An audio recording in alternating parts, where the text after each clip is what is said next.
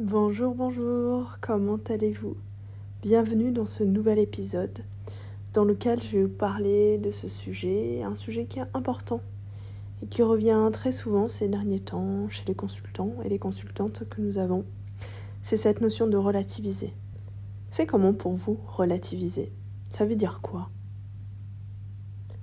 Est-ce que vous le faites quotidiennement par rapport à des événements, par rapport à des émotions?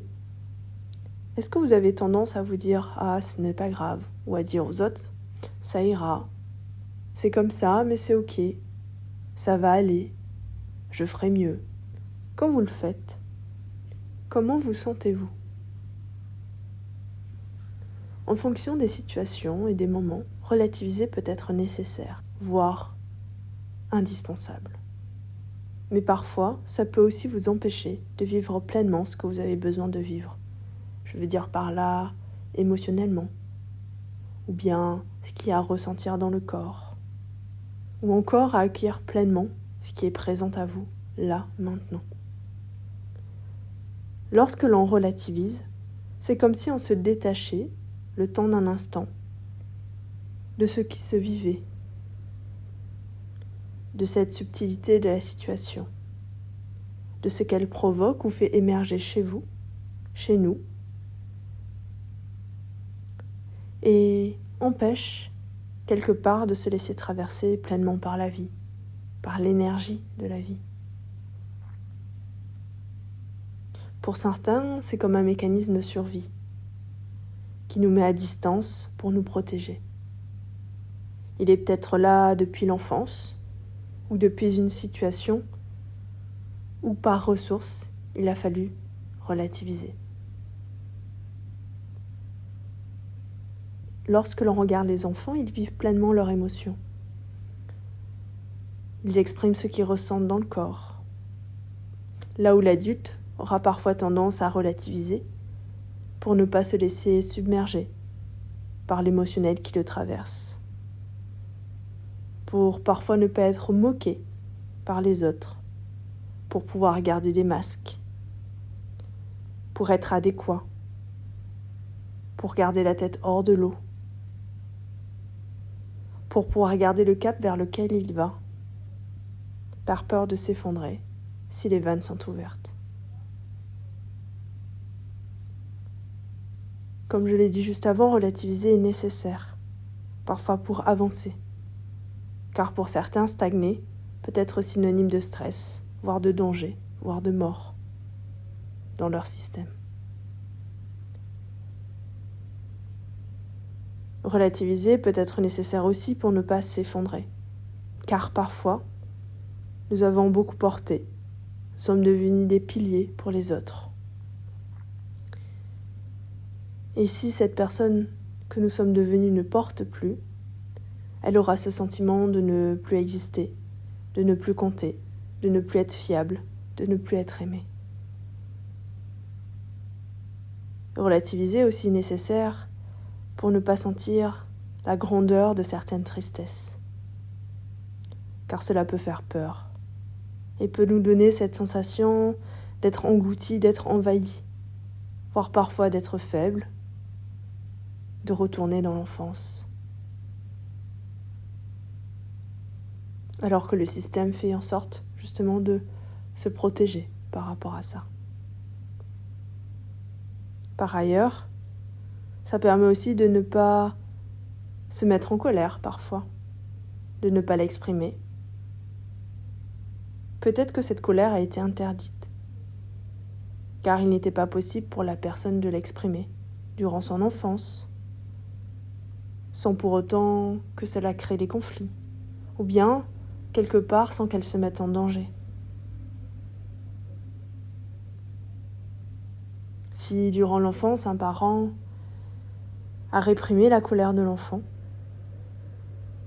et l'a puni, par exemple, il lui dit « va dans ta chambre », il se peut que l'enfant ait intégré que se mettre en colère, c'est dangereux et coupe le lien. Alors que la colère est une des émotions primaires qui permet de rétablir le territoire, qui permet de mettre des limites entre soi et les autres, qui permet d'exprimer aussi d'une certaine manière qui nous sommes. Relativiser peut permettre aussi de ne pas montrer ses faiblesses. Et quelque part de garder cette image de femme ou d'homme fort, indépendant.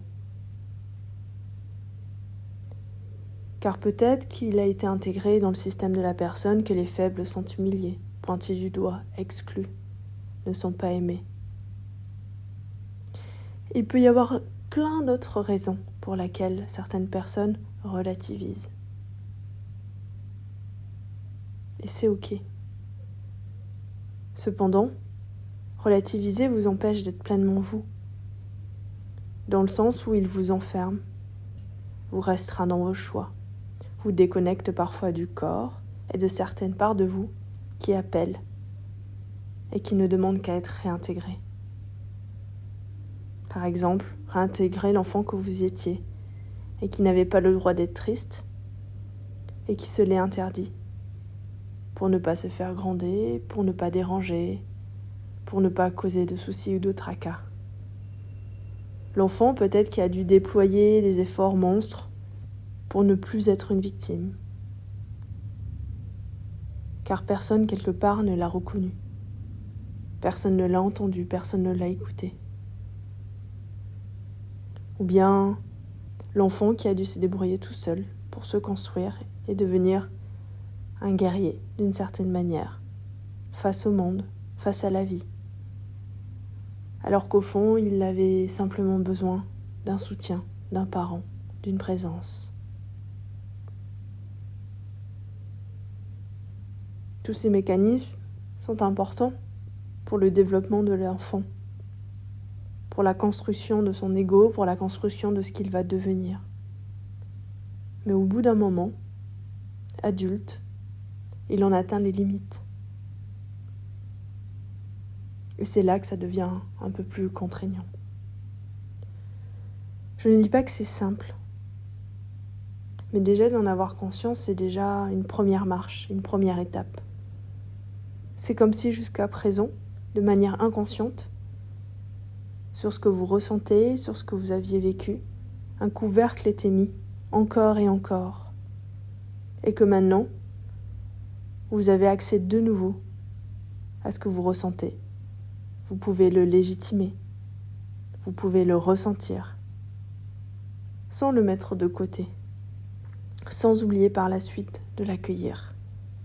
Peut-être cette émotion, peut-être ces sensations du corps, peut-être cette part, cet enfant que vous étiez et qui appelle encore et encore. C'est un vaste sujet, cette notion de relativiser. Ça travaille à la fois sur les masques, sur la posture, sur l'autorité, sur le lien à l'autre, sur comment on reconnaît sa valeur, mais aussi sur l'enfant intérieur, sur du transgénérationnel, sur du relationnel. Je vous souhaite une belle exploration. Si vous souhaitez aller plus loin, n'hésitez pas à prendre rendez-vous, à nous contacter, soit pour un rendez-vous individuel, soit pour une constellation ou une séance d'hypnose. Je vous souhaite une belle journée ou une belle soirée et je vous dis à bientôt. Au revoir.